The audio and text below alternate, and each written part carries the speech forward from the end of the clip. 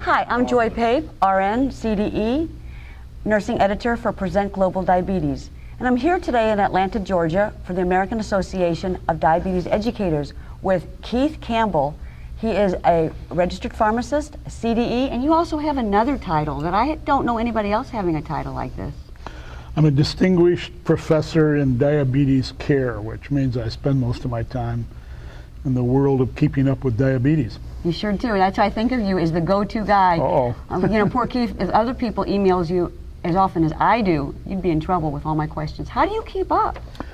I spend a minimum of 2 hours a day, 7 days a week, keeping up to date with diabetes, and there's a lot of news services that you can get online. Medscape is one of them, diabetesincontrol.com and Diabetes Health and those kind of things. And many of them have the same kind of stories, but I also read all of the medical journals that have anything to do with diabetes, and I have a service that gives me every scientific article on diabetes that's published in the world, and that comes out every week. And so I have an opportunity to look at abstracts of those, and then anything that I think might be clinically relevant, I'm able to get it, read it, and usually write about it. And I think one of my main jobs is to translate the science of diabetes into ways that patients with diabetes and healthcare providers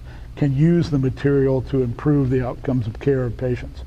So you've recently written a book. Yes. What's the name of the book? It's the AADE/PDR Medications for the Treatment of Diabetes. It came out December of 2008, so it's been out about 8 months, and 548 pages, and it not only covers insulins and the agents to treat diabetes, it also covers all the drugs to treat the complications of diabetes and things like depression. And we have a really good chapter on all of the future medications that are coming down the pike. So it's really been well received by nurses, pharmacists, physicians. Number of patients have asked me if they thought they should use it, and so I've encouraged the ones that like to keep up with medications to buy it, and I've gotten pretty rave reviews from those people. I think we did a good job. I couldn't imagine it any other way. Well, I don't know. Yeah, well, I've worked with you long enough to know that. Now, Keith, you have type 1 diabetes, and you've had it for over 60 years. Yes, that's right. Tell me what you've seen over these 60 years, the advances and the talk about a cure. Well, the talk about a cure is kind of causes me to laugh a little bit, because I started in 1968 keeping a file of things that I'd had and were in the literature with an announcement that such and such was discovered and cure for diabetes will be here within 5 years.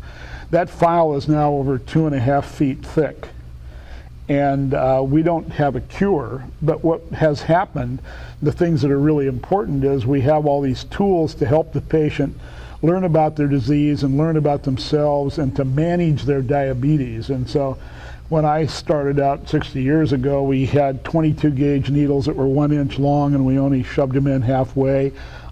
We had urine tests to see if glucose was in our urine, and the big breakthroughs are self-monitoring of blood glucose.